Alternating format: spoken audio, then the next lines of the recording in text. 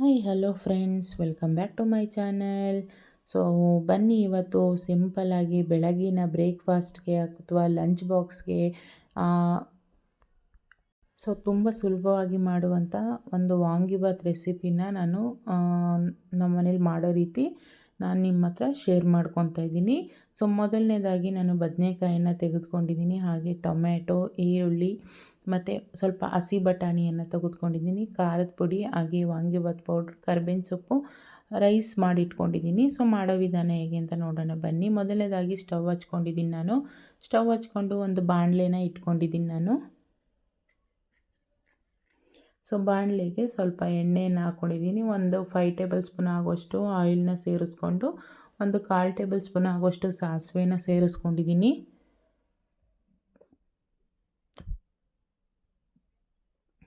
ನಂತರ ಸಾಸಿವೆ ಚಿಟಪಟ ಅನ್ನಬೇಕಾದ್ರೆ ಕರ್ಬೇವಿನ ಸೊಪ್ಪನ್ನು ಸೇರಿಸ್ಕೊತಾ ಇದ್ದೀನಿ ನಾನಿಲ್ಲಿ. ಸೊ ಕರ್ಬೇವಿನ ಸೊಪ್ಪು ಚೆನ್ನಾಗಿ ಫ್ರೈ ಆಗಿದೆ. ಆನಂತರ ನಾನಿಲ್ಲಿ ಈರುಳ್ಳಿ, ಸಣ್ಣದಾಗಿ ಕಟ್ ಮಾಡಿರ್ತಕ್ಕಂಥ ಈರುಳ್ಳಿಯನ್ನು ಸೇರಿಸ್ಕೊಂಡಿದ್ದೀನಿ. ಸೊ ಈರುಳ್ಳಿ ಒಂದು 20% ಫ್ರೈ ಆಗಲಿ.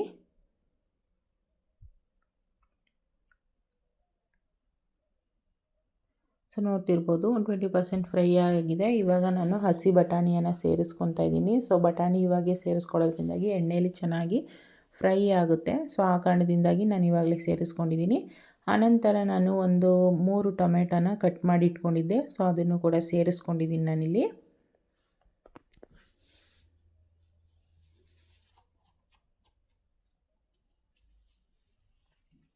ಸೊ ಟೊಮೆಟೊ ಚೆನ್ನಾಗಿ ಫ್ರೈ ಆಗಬೇಕು, ಮೆತ್ತಗಾಗಬೇಕು. ಸೊ ಉಪ್ಪನ್ನು ಸೇರಿಸ್ಕೊತಾ ಇದ್ದೀನಿ. ಸೊ ಬೇಗ ಮೆತ್ತಗೆ ಆಗುತ್ತೆ ಅಂದ್ಬಿಟ್ಟು ಉಪ್ಪನ್ನು ಸೇರಿಸ್ಕೊಂಡಿದ್ದೀನಿ. ಸೊ ಚೆನ್ನಾಗಿ ಫ್ರೈ ಮಾಡ್ಕೊತೀನಿ ನಾನಿವಾಗ.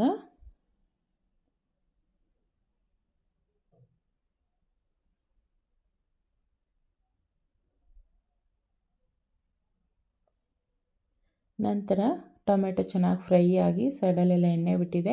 ಸೊ ಇವಾಗ ನಾನು ಕಟ್ ಮಾಡಿರ್ತಕ್ಕಂಥ ಬದನೆಕಾಯಿನ ಸೇರಿಸ್ಕೊತಾ ಇದ್ದೀನಿ. ಉದ್ದ ಬದನೆಕಾಯಿನ ಕಟ್ ಮಾಡಿ ಸೇರಿಸ್ಕೊತಾ ಇದ್ದೀನಿ.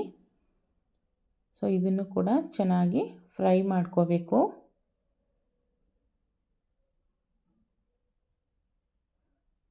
ತುಂಬಾ ಈಸಿಯಾಗಿ ಆಗುತ್ತೆ. ಸೊ ಲಂಚ್ ಬಾಕ್ಸ್ಗೆ ಆಗ್ಬೋದು ಅಥವಾ ಬೆಳಗಿನ ಬ್ರೇಕ್ಫಾಸ್ಟ್ಗೆ ಆಗ್ಬೋದು, ಬೇಗ ಈಸಿಯಾಗಿ ಆಗುತ್ತೆ, ತುಂಬ ರುಚಿಯಾಗೂ ಕೂಡ ಇರುತ್ತೆ. ಸೊ ನಾನು ನಮ್ಮ ಮನೇಲಿ ಮಾಡ್ತಕ್ಕಂಥ ಒಂದು ಈ ವಿಧಾನನ ನಿಮ್ಮ ಜೊತೆ ಶೇರ್ ಮಾಡ್ಕೊತೀನಿ. ಸೊ ನೋಡ್ತಿರ್ಬೋದು, ನಾನು ಒಂದು 2 ಚಿಟಿಕೆ ಆಗುವಷ್ಟು ಅರಿಶಿನದ ಪುಡಿಯನ್ನು ಕೂಡ ಸೇರಿಸ್ಕೊಂಡಿದ್ದೀನಿ. ಹಾಗೆ ಮನೆಯಲ್ಲೇ ಮಾಡಿರ್ತಕ್ಕಂಥ ಖಾರದ ಪುಡಿಯನ್ನು ಕೂಡ ಸೇರಿಸ್ಕೊಂಡಿದ್ದೀನಿ ನಾನಿಲ್ಲಿ, ಒಂದು ಟೇಬಲ್ ಸ್ಪೂನ್ ಆಗುವಷ್ಟು. ನಂತರ ಉಪ್ಪನ್ನು ಸೇರಿಸ್ಕೊತಾ ಇದ್ದೀನಿ, 1/4 ಟೇಬಲ್ ಸ್ಪೂನ್ ಆಗುವಷ್ಟು. ಸೊ ಟೊಮೆಟೊ ಬೇಯೋವಾಗಲೂ ಕೂಡ ಉಪ್ಪಾಗಿರೋ ಕಾರಣ ನಾನಿವಾಗ 1/4 ಟೇಬಲ್ ಸ್ಪೂನಷ್ಟು ಸೇರಿಸ್ಕೊತಾ ಇದ್ದೀನಿ. ಆನಂತರ ನಾನು ಒಂದು 2 ಟೇಬಲ್ ಸ್ಪೂನ್ ಆಗುವಷ್ಟು ವಾಂಗಿಬಾತ್ ಪೌಡರನ್ನು ಸೇರಿಸ್ಕೊಂಡಿದ್ದೀನಿ. ಚೆನ್ನಾಗಿ ಇಷ್ಟನ್ನು ಕೂಡ ಚೆನ್ನಾಗಿ ಮಸಾಲೆಗಳು ಫ್ರೈ ಆಗಬೇಕು. ಸೊ ಆ ರೀತಿ ಮಿಕ್ಸ್ ಮಾಡ್ಕೊತಾ ಇದ್ದೀನಿ ನಾನಿಲ್ಲಿ. ಸೊ ಇವಾಗ ಆಗಿದೆ, ನೋಡ್ತಿರ್ಬೋದು, ಎಣ್ಣೆ ಬಿಟ್ಟಿದೆ ಇವಾಗ ಫ್ರೈ ಆಗಿ. ಸೊ ನಂತರ ಮಾಡಿರ್ತಕ್ಕಂಥ ಅನ್ನನ ಸೇರಿಸ್ಕೊತಾ ಇದ್ದೀನಿ ನಾನಿಲ್ಲಿ.